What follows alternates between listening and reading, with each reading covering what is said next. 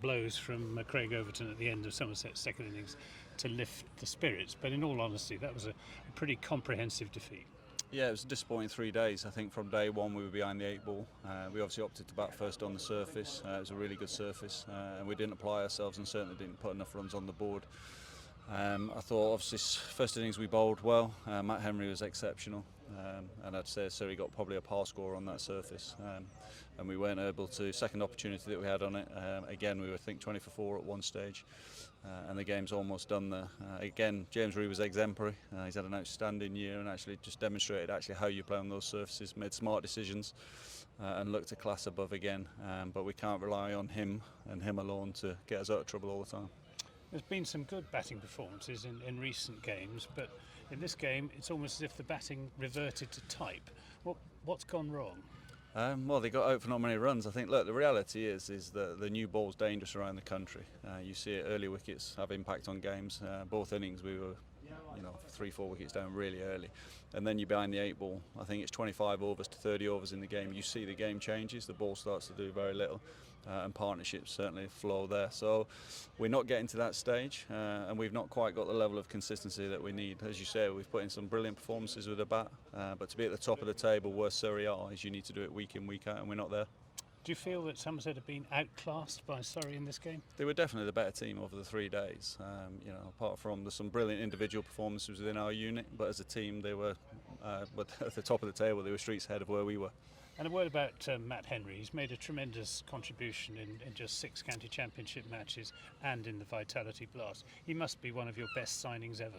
He's been phenomenal, and I think first and foremost off the field as a character, I can't speak highly enough of him. We've just had a few minutes in the dressing rooms to recognise his contribution, because you can't guarantee the level of performance that he's put on the park, and that's been phenomenal as well. I think he's got probably 32 wickets at 15 in the championship. He got 30 wickets or 31 in the Blast. So his returns there have been phenomenal, but as a character he's fit into the environment brilliantly. He's helped people, he's constantly giving, and we've seen what he does out in the middle. So he's been very, very good for us. You're going to try and get him back next year? Look, the international schedule's manic, and one of the strengths of this year has been here for a sustained period of time. We're definitely obviously going to look at it, there's no doubt, but we know that the international commitments and the schedule's getting busier and busier, but hopefully we can get him here. And James Rew, 1,000 first-class runs in the season, and he's only 19. Just how good is he? He's ridiculously good, and he's demonstrating that week in, week out. I think, for me, there's an assuredness and a calmness about the way he goes about his business. When he bats, he doesn't look 19 years of age. If you see him in the dressing room, trust me, he's 19 years of age. But the minute he steps out there, he's in a league of his own. Again, I can't stress how well he plays, the decisions he makes. He looks like he's been playing for a long time, and long may it continue. He has the ability to be in the moment, stay in the moment, and play the ball on its merit. And as I say, hopefully he does that for a long time. What's the situation with Casey Aldridge, who had to go off during the game with a side strain? Yeah, unfortunately we'll have a scan tomorrow, so we'll know more there, but it's unlikely that he'll be doing anything certainly in the next week or so.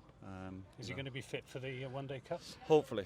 Again, until we have the results tomorrow we don't know, but obviously with numbers the way they are, we're hopeful that he'll be around.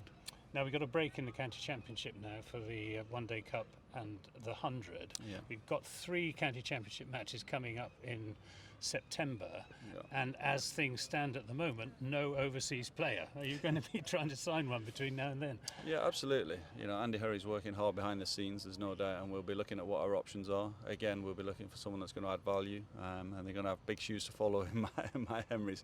But we'll definitely be looking at what options are available. Again, there's so much cricket going on around the world, it's important that we get the quality we're looking for, otherwise we'll trust what we've got.